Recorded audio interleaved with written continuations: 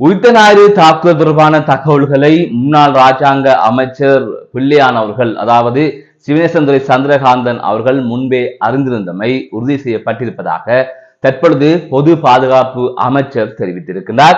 இது தொடர்பாக பல்வேறுபட்ட தகவல்கள் வெளிவந்திருக்கின்றது. அவை தொடர்பாக இதிலே பார்க்க இருக்கின்றோம். மற்றொரு செய்தியாக, வங்கி ஒன்றின் இயந்திரத்தில் பணம் வைப்பிலிடுவதற்காக பெண் ஒருவர் சென்றிருக்கின்றார். அதாவது மின்சார கட்டணத்தை கட்டுவதற்காக அந்த கணக்கிலக்கத்தையும் கொண்டு சென்று அந்த கணக்கிலக்கத்திற்கு பணத்தை போடுவதற்காக சென்றிருக்கிறார். அப்போது அந்த பெண்ணுக்கு அந்த வங்கியில், அதாவது அந்த வங்கி இயந்திரத்தில் பணம் வைப்பிலிடுவதற்கு தெரியவில்லை. அந்த சந்தர்ப்பத்தில் அங்கே இருந்த ஒரு இளைஞனின் உதவியை நாடி இருக்கின்றார். அந்த இளைஞன் தனது வங்கி கணக்கில் அந்த பணத்தை வைப்பிலிட்டு விட்டு குப்பை தொட்டியில் இருந்த ஒரு பட்டுச்சீட்டை கொடுத்து விட்டு சென்றிருப்பதாக தெரிவிக்கப்பட்டிருக்கிறது. இது தொடர்பாக அந்த பெண்ணுக்கு எந்த தீர்வும் இதுவரை கிடைக்கப்பெறவில்லை என்றும் ஒரு தகவல் வெளிவந்திருக்கிறது. இது முக்கியமாக அனைவரும் பார்க்க வேண்டிய ஒரு தகவல்.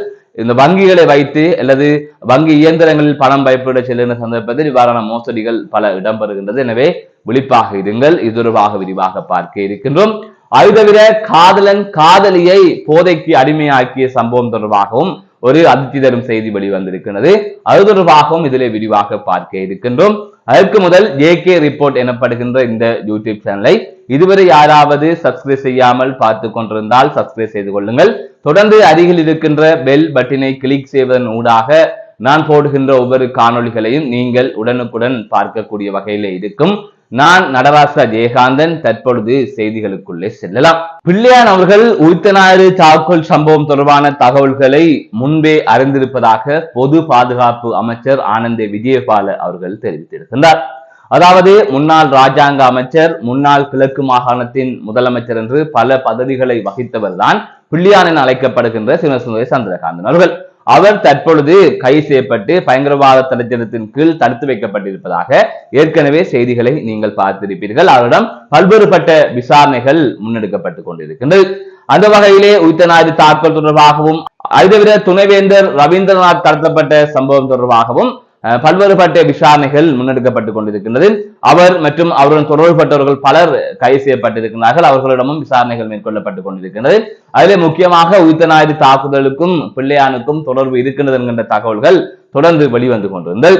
அந்த வகையில் உயிர்த்த ஞாயிறு தாக்குதல் தொடர்பாக நாங்கள் சரியான விசாரணைகளை முன்னெடுத்து உயிர்த்த ஞாயிறு தாக்குதலின் பிரதான சூத்திரதாரிகள் யார் என்பதை நாங்கள் வெளிப்படுத்துவோம் என்று ஏற்கனவே, அதாவது கடந்த ஜனாதிபதி தேர்தலுக்கு முன்பாகவே தேசிய மக்கள் சக்தி தெரிவித்திருந்தது. குறிப்பாக அன்ருகுமார் திசாநாயக்க அவர்கள் மக்களுக்கு வாக்குறுதி வழங்கியிருந்தார். ஆனால் அவர் ஜனாதிபதியானதன் பின்னர் அது தொடர்பான விசாரணைகள் மந்தகத்தில் இருப்பதாகவே குற்றம் சாட்டப்பட்டுக் கொண்டிருக்கிறது. அது தவிர பிள்ளையானை பிடித்து வைத்து பிள்ளையான் மீது அனைத்து பலிகளையும் போட்டுவிட்டு ராஜபக்ச குடும்பத்தினரை இவர்கள் காப்பாற்ற போகின்றார்கள் என்கின்ற பல்வேறுபட்ட விமர்சனங்களும் முன்வைக்கப்பட்டுக் கொண்டிருக்கின்றது. அதாவது ராஜபக்ச குடும்பம் தான் தாங்கள் ஆட்சிக்கு வருவதற்காக இந்த உயிர்த்த ஞாயிறு தாக்குதல் சம்பவத்தை நடத்தி இருப்பார்கள் என்று மக்களும் அல்லது அரசியல் பிரதிநிதிகளும் சந்தேகிக்கின்றார்கள். அந்த வகையில் தான் பிள்ளையானை வைத்து அவர்கள் முடித்துவிட பார்க்கிறார்கள் என்று அந்த குற்றச்சாட்டுகளை முன்வைப்போர் சொல்லுகின்றார்கள். எனவே இப்படியான சூழ்நிலை தான் பிள்ளையான் தடுத்து வைக்கப்பட்டு அவருடைய விசாரணைகள் மேற்கொள்ளப்பட்டு வருகிறது. அந்த வகையில் பொது பாதுகாப்பு அமைச்சர் ஆனந்த விஜயபால் அவர்கள் ஒரு ஊடகம் ஒன்றுக்கு நேர்காணல் வழங்கியிருந்தார். அதிலே அவர் இது தொடர்பாக தெரிவித்திருந்தார். அப்போது பிள்ளையானுக்கு உயிர்த்த ஞாயிறு தாக்குதல் சம்பவம் தொடர்பான தகவல்கள் முன்பே தெரியும் என்றும் அது உறுதி செய்யப்பட்டிருப்பதாகவும் பிள்ளையானுக்கும் உயிர்த்த ஞாயிறு தாக்குதலுக்கும் சம்பந்தம் இருக்கின்றது என்பதை நாங்கள் உறுதி செய்திருக்கின்றோம் என்கின்ற அடிப்படையிலும் அவர் கருத்தை வெளியிட்டிருக்கின்றார். அது தவிர உயிர்த்த ஞாயிறு தாக்குதல் சம்பவம் தொடர்பாக முன்னேற்றகரமாக விசாரணைகள் முன்னெடுக்கப்பட்டு வருவதாகவும் அந்த தாக்குதல் சம்பவத்தின் போது இங்கிருந்த, அதாவது அரசில் இருந்த குறைபாடுகள், அலட்சியம் என்பவற்றையும் நாங்கள் விசாரணை செய்து வருவதாகவும் அவர் குறிப்பிட்டிருக்கின்றார். அதற்கும் பிள்ளையானுக்கும் தொடர்பு இருக்கின்றது. அடுத்த கட்டமாக சம்பந்தப்பட்டவர்கள் தொடர்பாக நாங்கள் விசாரணை மேற்கொள்வோம் என்கின்ற அடிப்படையில் அவர் குறிப்பிட்டிருக்கின்றார். ஆனால் நீண்ட நாட்களாக பிள்ளையான் கைது செய்யப்பட்டு இவ்வாறு தடுத்து வைக்கப்பட்டிருக்கின்ற நிலையிலும் இது தொடர்பாக ஒரு சரியான ஒரு அறிக்கை வெளியிடப்படவில்லை. அதாவது உயிர்த்த ஞாயிறு தாக்குதல் சம்பவம் தொடர்பாக ஒரு சரியான ஒரு அறிக்கை, சரியான ஒரு விடயம் உண்மையிலே யார் செய்தார்கள் என்பது தொடர்பான இந்த மக்கள் நம்புகின்ற வகையாக எந்தவித ஆதாரத்தையும் அவர்கள் முன்வைக்கவில்லை. எனவே இவர்களும் அந்த உயிர்த்த ஞாயிறு தாக்குதல் சம்பவத்தை மூடி மறைக்கின்றார்கள் என்பதுதான் மக்களின் விமர்சனமாக இருக்கிறது. அதனை தாண்டி பலரை இவர்கள் கைது செய்கின்றார்கள். ஆனால் உயிர்த்த ஞாயிறு தாக்குதல் சம்பவம் தொடர்பாக ஏன் இவர்கள் இவ்வளவு மந்தகதியாக விசாரணைகளை மேற்கொண்டு இருக்கின்றார்கள் என்பதும் பொதுமக்களின் குற்றச்சாட்டாக இருக்கின்றது. இது எப்படியோ பொறுத்திருந்து பார்ப்போம் இனி வரும் காலங்களில் என்ன நடக்க இருக்கின்றது என்று. மற்றொரு செய்தியாக கிளிநொச்சியிலே ஒரு மோசடி சம்பவம் ஒன்று பதிவாகி இருக்கிறது. இந்த மோசடி சம்பவம் தொடர்பாக நீங்கள் அறிந்திருக்க வேண்டியது அவசியம். காரணம், பலர் இவ்வாறு விளக்கம் இல்லாமல் பலரின் உதவிகளை நாடுகின்றார்கள், அவர்களை ஏமாற்றி விட்டு செல்கின்றார்கள் என்பது தொடர்ந்து வெளிவருகின்ற பல செய்திகளின் ஊடாக அறிந்து கொள்ளக்கூடிய வகையிலே இருக்கின்றது. அந்த வகையில் தான் கிளிநொச்சியிலே ஒரு மோசடி சம்பவம் ஒன்று இடம்பெற்றிருக்கிறது. அந்த வகையில் தான் கிளிநொச்சி பொன்னகர் பகுதியைச் சேர்ந்த பெண் ஒருவர் தனது மின்சார கட்டணத்தை கட்டுவதற்காக வங்கி ஒன்றின் பண வைப்பு இயந்திரத்தை நாடி சென்றிருக்கின்றார். அப்போது அவருக்கு அந்த இயந்திரத்தில் பணம் வைப்பு செய்வதற்கு தெரியவில்லை. அந்த சந்தர்ப்பத்தில் அந்த பகுதியில் இருக்கின்ற ஒரு இளைஞனை நாடி இருக்கின்றார். இவ்வாறு இந்த மின்சார கணக்கு இலக்கத்திற்கு இந்த பணத்தை செலுத்துங்கள் என்று சுமார் 6000 ரூபாய் வழங்கியதாக கூறப்படுகிறது. அந்த இளைஞன் அந்த பணத்தை அந்த பெண்ணுக்கு உதவுவது போல பாசாங்கு காட்டி தனது வங்கி இலக்கத்தில் அந்த பணத்தை போட்டதாக கூறப்படுகிறது. அதற்கு பிறகாக அடியில் இருந்த குப்பையில் இருந்த ஒரு பட்டிச்சீட்டை எடுத்து அந்த பெண்ணிடம் கொடுத்து விட்டு அந்த இளைஞன் அங்கிருந்து சென்றிருப்பதாக கூறப்படுகிறது. அதற்கு பிறகாக அந்த இளைஞன் குப்பையில் இருந்து எடுத்துக் கொடுத்த அந்த பட்டிச்சீட்டை கொண்டு சென்று அந்த பெண் தனது மகனிடம் காட்டியிருக்கின்றார், இவ்வாறு மின்சார கட்டணத்தை காட்டிவிட்டேன் என்று. அப்போது பார்க்கின்ற போது அது வேறொருவரின் இலக்கத்திற்கு பணம் வைப்பிலிட்ட பட்டுச்சீட்டை தான் அங்கு பார்க்கக்கூடிய வகையிலே அந்த மகனுக்கு இருந்திருக்கின்றது. அதுக்கு பிறகாக அந்த மகன் கூறியிருக்கின்றார், இது அந்த மின் இணைப்பு இலக்கத்திற்கு அல்லது எங்களது வீட்டு மின்சார இலக்கத்திற்கு பணம் வைப்பிடப்படவில்லை, இதனை மோசடி செய்திருக்கின்றார் அந்த இளைஞர் என்று. ஆனால் தொடர்ச்சியாக அந்த பெண் வங்கிக்கும் சென்றிருக்கின்றார், போலீசாரிடம் சென்றிருக்கின்றார். ஆனால் 2 தரப்பிடம் இருந்தும் சரியான பதில் கிடைக்கவில்லை என்பதால் அந்த பெண் மன உளைச்சலுக்கு ஆளாகி இருப்பதாக தெரிவிக்கப்பட்டிருக்கிறது. இன்னும் சொல்ல போனால் இவ்வாறான சம்பவங்கள் நிறையவே இங்கு நடக்கின்றது. இது 6000 ரூபாய் தான் இவ்வாறு ஏமாற்றப்பட்டிருக்கின்றது. ஆனால் பெருந்தொகையை பலர் ஏமாற்றுகின்றார்கள். அதுவும் வயது போனவர்கள் அல்லது அது தொடர்பான அறிவு இல்லாதவர்களை இவ்வாறு ஏமாற்றுகின்ற சம்பவங்கள் தொடர்ந்து இடம்பெற்றுக் கொண்டிருக்கின்றது. மற்றொரு செய்தியாக காதலன் காதலியை போதைக்கு அடிமையான சம்பவம் தொடர்பாக மாவட்ட போலீஸ் நிலைய பொறுப்பதிகாரி அதிர்ச்சி தகவல் ஒன்றை வெளியிட்டிருக்கின்றார். இன்று பல ஆண்கள் போதைக்கு அடிமையாக இருக்கின்றார்கள், பல சிறுவர்கள் போதைக்கு அடிமையாக இருக்கின்றார்கள். போதை வஸ்துக்கள் எங்கும் வியாபித்து இருக்கின்றது. இலகுவாக சிறுவர்கள் மாணவர்கள் பெறக்கூடிய வகையிலே இந்த போதை வஸ்து வியாபாரம் என்பது இடம்பெற்று வருகின்றது. இதற்கு எதிராக பல நடவடிக்கைகள் முன்னெடுக்கப்பட்டாலும் இதனை முற்றாக ஒழிக்கவில்லை. பல இடங்களில் பரவலாக இது காணப்படுகின்றது.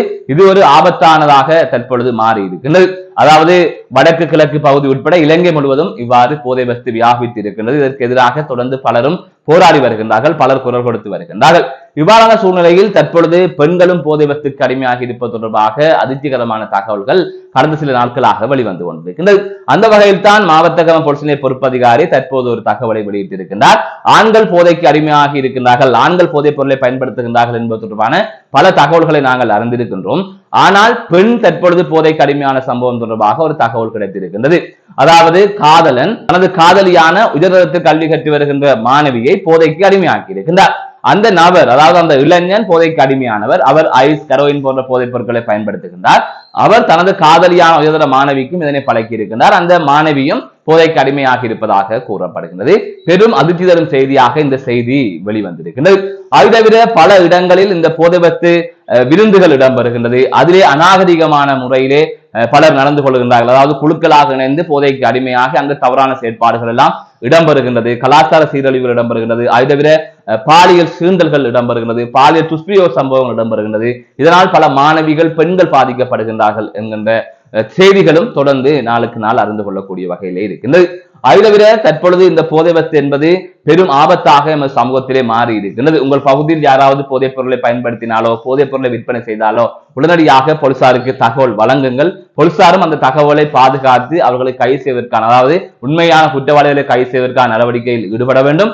மாறாக அவர்களிடமிருந்து லஞ்சம் பெறுகின்ற செயற்பாட்டை போலீசார் முற்றாக நிராகரிக்க வேண்டும். போலீசாருக்கும் குடும்பங்கள் இருக்கின்றது, பிள்ளைகள் இருக்கின்றது. நாளை அவர்களது பிள்ளைகளும் இதற்கு அடிமையாவார்கள். நாளை அவர்களது குடும்பமும் பாதிப்படையும். இதை யாரோ ஒருவர் தானே பாதிப்படைகின்றார், யாரோ ஒருவர் தானே விற்கின்றார், யாரோ ஒருவர் தானே பாவிக்கின்றார் என்று கலந்து செல்லாதீர்கள். இது எமது சமூகம் சார்ந்த பிரச்சனை. சமூகம் சீர்கட்டு போகின்ற போது எங்களது குடும்பங்களுக்கும் அந்த பாதிப்பு ஏற்படும் என்பதை மறந்து விடாதீர்கள். அது தொடர்பாக அனைவருமே கரிசனையாகவும் நேர்மையாகவும் செயற்படுங்கள். மீண்டும் ஒரு காணொலி சந்திக்கின்றேன். நான் நடராஜ் ஜெயகாந்த்.